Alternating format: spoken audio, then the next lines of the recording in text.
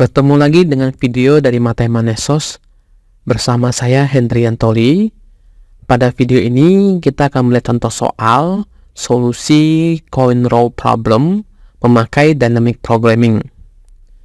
Jadi coin row problemnya adalah secara masalah kita diberikan satu baris susunan n koin yang nilainya berupa integer positif, suatu bilangan bulat positif C1, C2 sampai Cn yang tidak harus berbeda nilainya, dan kita diminta mengambil koin-koin dengan jumlah nilai maksimum dengan constraint atau pembatasnya adalah kita tidak boleh mengambil dua koin yang secara berurutan, harus ada selanya.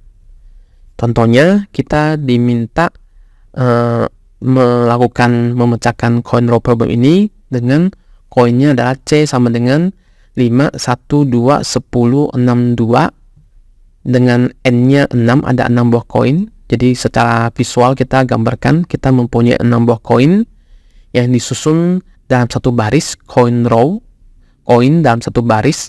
Jadi 6 koinnya adalah koin 5, koin 1, koin 2, koin 10, koin 6, koin 2. Dan kita diminta mengambil gabungan koin yang mempunyai nilai maksimum, di mana kita tidak boleh mengambil dua koin yang secara berdampingan atau berurutan. Misalnya kalau kita mengambil koin 5 yang pertama itu, kita tidak boleh lagi mengambil koin yang kedua yang nilainya 1, karena mereka berurutan atau berdampingan. Dan tujuan kita adalah mengambil koin-koin sehingga kita mendapatkan jumlah nilai maksimumnya. Oke, dan ini merupakan suatu fungsi optimasi dengan tujuan mendapatkan nilai maksimumnya. Kita akan melakukan perhitungan coin row problem ini memakai dynamic programming. Jadi dynamic programming mempunyai prinsip optimalitasnya adalah di mana solusi optimum untuk masalah optimasi disusun dari solusi optimum sub masalahnya. Misalnya dalam contoh ini adalah misalnya kita mempunyai 6 buah koin 5, 1, 2, 10, 6, 2. Jadi jikalau kita ingin mendapatkan solusi optimum untuk n sama dengan 6 buah koin ini, di dalamnya terdapat solusi optimum untuk n sama dengan 5. Jadi untuk mendapatkan solusi optimum n sama dengan 6 koin, di dalam solusi optimum ini terdapat solusi optimum untuk yang 5 koin n sama dengan 5. Di dalam yang solusi optimum n sama 5 ini juga terdapat solusi optimum yang n sama dengan 4. Jadi dynamic programming itu untuk permasalahan yang overlapping seperti ini, overlap seperti ini, solusi optimasi. Jadi di dalam yang solusi optimum yang n sama dengan 4 koin, juga di dalamnya terdapat solusi optimum yang n sama dengan 3 koin, 5, 1, 2. Jadi saat kita bisa mendapatkan solusi optimum sub masalahnya, dan kita bangun terus sampai solusi optimum yang kita mau. Misalnya n sama 6 yang kita cari. Kita perlu mencari solusi optimum dengan n yang lebih kecil, sub masalahnya. Jadi di dalam solusi optimum n3 ada solusi optimum n sama dengan 2 koin. Sama di dalam yang 2 koin ada yang 1 koin yang 5. Dan di dalam yang 5, satu buah koin tersebut n sama 1 juga terdapat solusi optimum di mana tidak ada koin sama sekali. Jadi untuk melakukan pengerjaan soal ini, problem ini, coin row ini dengan menggunakan dynamic programming, kita akan mulai membangun solusi optimum dimulai dari n sama 0. Jadi tanpa ada koin sampai solusi optimum n sama 6, dan kita akan memenuhi persyaratannya. Oke, pertama-tama kita akan mulai dari kita punya tabel, kita mulai dari yang koinnya tidak ada sama sekali, tidak ada koin sama sekali. Jadi n sama 0, dan kita bertanya, berapakah nilai maksimum koin yang bisa saya ambil dari kondisi di mana tidak ada koin sama sekali yang disusun dalam bentuk baris ini. Dengan constraint-nya atau pembatasnya, kita tidak boleh mengambil dua koin yang secara berdamping atau berurutan. Jawabannya secara alami kita tahu bahwa nilai maksimumnya ada 0, karena tidak ada koin, kita tidak bisa mengambil satu koin pun, sehingga nilai maksimumnya adalah 0. Oke. Jadi kita catat ke tabel. Untuk kondisi n sama 0 tanpa ada koin, solusi optimumnya adalah fungsi maksimumnya adalah nilai gabungan koin-koinnya adalah 0 juga, kita catat dalam tabel, karena kita akan pakai kembali tabel ini. Berikutnya, kita teruskan permasalahan kita tingkatkan n-nya sama dengan 1, koin 5 kita taruh di atas meja misalnya, dan kita tanya, berapakah nilai maksimum dengan mengambil koin ini dengan peraturan constraint-nya tadi yang bisa kita dapatkan? Jawabannya adalah sama. Jadi kalau cuma ada satu koin yang nilainya 5, nilai maksimum yang bisa kita ambil adalah 5, adalah koin yang pertama ini 5. Sama, kita catatkan di tabelnya juga. Jadi kita telah mendapatkan solusi optimum untuk dua kondisi. Kondisi n sama dengan 0, tapak koin adalah 0. Dengan satu buah koin 5, kita akan mendapatkan nilai maksimumnya 5. Kita catat kembali dua solusi optimum telah kita dapatkan. Berikutnya adalah, misalnya kita diberikan dua koin 5 dan koin 1. Pertanyaan adalah dengan mengikuti pembatas di mana tidak boleh mengambil dua koin yang berdampingan, berapakah gabungan koin maksimum, nilai maksimum yang kita bisa dapatkan? Oke. Dalam kondisi ini adalah kita mempunyai kemungkinan. Jadi kemungkinan pertama adalah kita mengambil koin yang indeks 2 ini, nilainya 1, dan kita bisa mengambil loncat kembali ke belakang. Jadi meloncati 5, kita tidak mengambil yang 5, kita mengambil satu koin di belakang 5. Jadi kita mengambil yang fungsi 0. Jadi kita bisa mengambil C2 tambah dengan fungsi yang 0-nya tadi, atau yang tadi, karena kalau kita tak mengambil ini, kita mengambil solusi optimum yang koinnya 1 atau F dalam kurung 1. Ini ada dua kondisi dan kita harus memilih nilai maksimum dari keduanya ini. Jadi jikalau kita mau cari nilai maksimum dua koin, kita memilih dari kondisi 2 ini. Dan kita tahu bahwa tadi kita telah mendapatkan solusi optimum untuk F0 dan F1. Tinggal kita ambil kembali saja di dalam dynamic programming.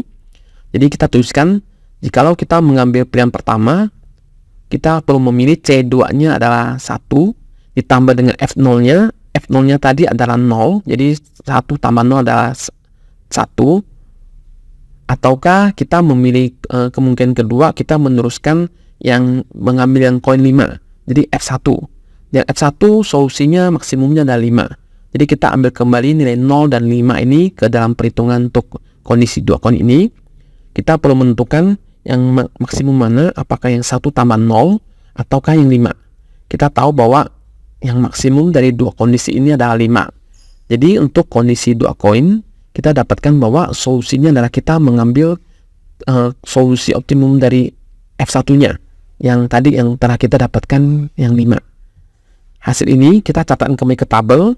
Jadi di dynamic programming kita perlu mencatat kembali hasil solusi optimum kita setiap kondisi. Untuk n sama 2 kita dapatkan fungsi maksimumnya adalah 5. Teruskan lagi, untuk kondisi misalnya kita tambahin koinnya lagi. Jadi koinnya 5, 1, tambahin yang nilai 2. Jadi ada 3 buah koin. Sama lagi pertanyaannya, berapa nilai maksimum yang kita bisa ambil gabungan koinnya dengan constraint yang harus kita penuhi? Jadi ada kemungkinannya lagi. Pertama adalah bahwa kita mengambil koin ketiga C3, jadi yang nilainya 2, dan kita mengambil loncat kembali ke belakang dengan melangkai 1 ini, 2, dengan mengambil solusi optimum yang F1 yang sudah kita dapatkan tadi yang nilainya 5, ataukah kita meneruskan solusi optimum sebelumnya yang F2, dimana kita tahu juga bahwa F1 dan F2 telah kita hitung. Jadi kita yang kemungkinan pertama adalah kita ambil koin 2, lalu ambil loncat ke belakang, kita ambil koin 5, jadi 2 tambah 5, ataukah kita meneruskan solusi optimum yang 2 koin yang tadi kita telah dapatkan. Jadi pertama F1 dan F2 kita keluarkan lagi dari tabel. C3 nya adalah 2, jadi kita perlu memilih yang maksimum di antara dua kondisi ini. Jadi C3 nya adalah 2 ditambah F1 nya 5, ataukah F2 kita teruskan solusi sebelumnya yang 5.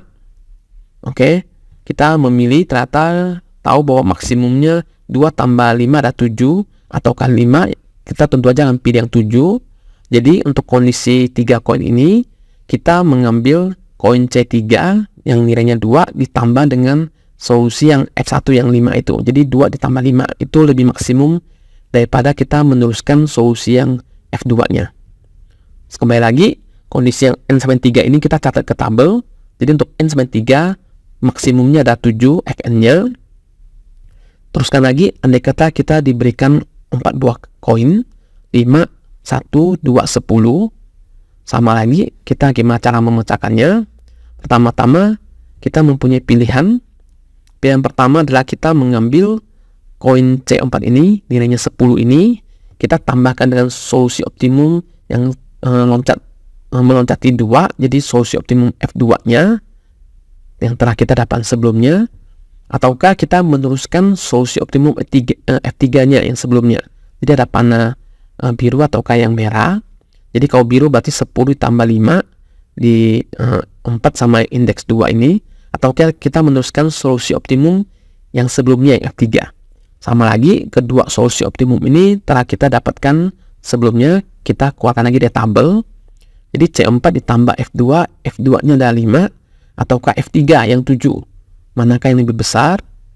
C4-nya adalah 10, ditambah F2 ada 5, ataukah F3 yang nilainya 7. Jadi 15 atau 7 yang lebih maksimum. Jawabannya ada 15. Jadi untuk kondisi N sama dengan 4 buah koin, nilai maksimum yang kita bisa ambil dengan memenuhi constraint itu adalah 15. Dan kita catat kembali ke tabel. Jadi untuk N sama dengan 4 ada 15. Teruskan lagi, untuk kondisi N sama 5, kita diberikan 5 buah koin, tambahin lagi koin 6 ke dalam urutan koin ini. Sama lagi, cara memecahkannya adalah kita bisa saja memilih maksimum di antara koin yang kelima ini, C5 ini, nilainya 6. Kita tambahkan dengan solusi optimum yang telah kita dapatkan pada saat 3 buah koin F3, ataukah kita meneruskan solusi optimum yang sebelumnya, yang F4. Sama lagi, F3 dan F4 ini telah kita dapatkan sebelumnya, kita keluarkan dari tabel. Jadi F3-nya ada 7 tadi, F4-nya ada 15. Pertanyaannya adalah, lebih besar mana? C5 yang nilainya 6 ditambah F3 yang 7, jadi 6 tambah 7, ataukah F14 yang kita teruskan solusi sebelumnya, yang 15. 6 tambah 7 ada 13, dan 15 yang lebih maksimum adalah 15. Jadi kita meneruskan solusi yang F4-nya, itu lebih maksimum. Sama lagi, kondisi N sama 5 ini, kita catat kembali ke tabel, solusi optimumnya ada 15. Oke, kita teruskan pada N sama 6 yang kita ditanyakan di soal ini. N sama 6, koinnya sudah lengkap, jadi 5, 1, 2, 10, 6, 2. Sama lagi, untuk mendapatkan pengambilan koin dengan gabungan jumlah maksimumnya, di mana constraint-nya tidak boleh mengambil 2 koin yang berdampingan atau berurutan. Jadi pilihan kita adalah kita mengambil koin C6 ini yang nilainya 2, kita jumlahkan dengan solusi optimum yang N sama 4 atau F4 yang telah kita hitung sebelumnya, ataukah kita memilih yang meneruskan solusi optimum pada saat 5 koin yang F5. Jadi sama, F4 dan F5 telah kita dapatkan sebelumnya. F4-nya ada 15, F5-nya juga 15. Jadi apakah maksimum yang mana? C6 2 ditambah dengan 15 F4, ataukah yang F5 15? 2 tambah 15 adalah 17, ataukah 15 yang lebih maksimum? Jawabannya adalah 17. Jadi kita tahu bahwa solusi maksimum untuk N sampai 6 adalah nilainya 17. Kita kembali ke tabel, N sama 6, solusi maksimumnya 17. Oke, jadi secara umum kita bisa tahu bahwa untuk coin row problem ini, kita saat N sama 0, fungsi maksimum dari 0 adalah 0. Saat N sama 1 buah koin, Anda bisa ikuti tabelnya nanti, F1-nya sama dengan koin pertamanya, atau C1 sama dalam hal ini 5.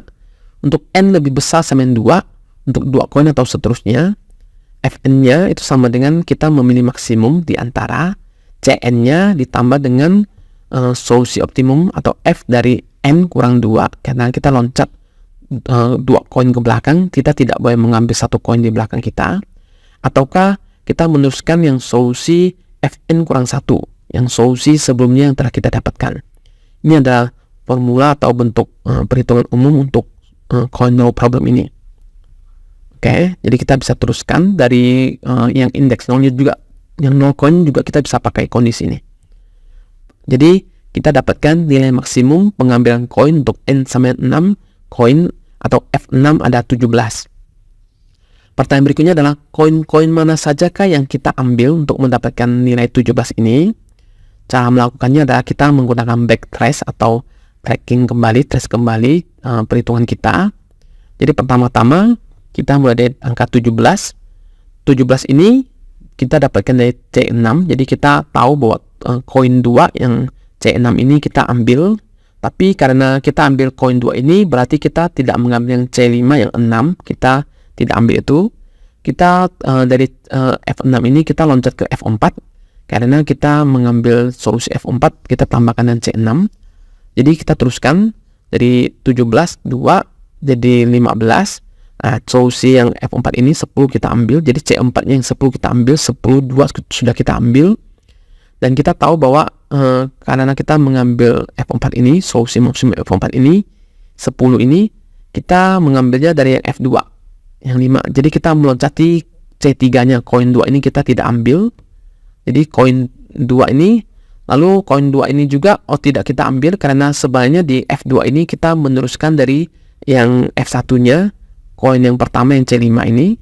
Berarti kita tidak mengambil 2, 1, tapi kita mengambil koin satunya yang 5. Yang koin 5 ini, jadi kita tahu bahwa untuk mendapatkan nilai maksimum koin 6 buah koin ini dengan nilai maksimum F6 nya 17, koin-koin yang kita ambil adalah C1, koin pertama nilainya 5, C4 nilainya 10, C6 nilainya 2. 5 tambah 10 tambah 2 adalah 17, dan kita tetap memenuhi constraint-nya atau pembatasnya, di mana kita tidak mengambil 2 koin yang tersusun secara berurutan atau berdampingan. Jadi 5, 10, 2. Ini adalah tabelnya perhitungan kembali yang tadi kita dapatkan. Tabel perhitungan kita menggunakan dynamic programming. Dynamic programming biasanya bisa ditabelkan atau kita bisa susun dalam grid-nya. Ini ada tabel juga yang kita hitung, kita dapatkan untuk setiap kondisinya. Dari N sama dengan 0 tanpa ada koin, fungsi maksimumnya 0, koinnya tidak ada berarti kalau satu buah koin maksimumnya 5, koin yang diambil ada 5. N sama dengan 2 koin sama, nilai maksimumnya 5, koinnya ada 5 juga. N sama dengan 3, nilai maksimumnya 7, koin yang kita ambil ada 5 dan 2. Kalau untuk N sama dengan 4 koin, jumlah maksimal gabungan koinnya ada 15. Yang kita ambil adalah koin 5 dan koin 10. Untuk N sama dengan 5 koin, solusi maksimumnya juga 15. Koin yang diambil adalah 5 dan 10. Dan untuk N sama dengan 6 buah koin yang di persoalan awal kita, nilai maksimumnya ada 17. Koin-koin yang kita ambil adalah 5, 10, dan 2. Demikian video ini. Terima kasih telah menyaksikan dan sampai berjumpa pada video Matemanesos yang lainnya.